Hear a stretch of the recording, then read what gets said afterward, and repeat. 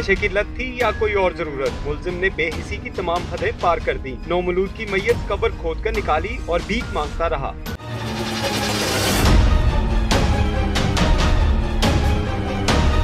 वाकया बदामी बाग में पेश आया। नौमौलूद बेटे की तदफीन के बाद गुस्सा फातिहा ख्वानी के लिए कब्रिस्तान गए तो कब्र खुदी हुई और मैयत गायब थी। रात को लगता है हमें देखता रहा, तो हम जैसे ही गए दफना कर तो वहाँ से उसने निकाल लिया बच्चे को।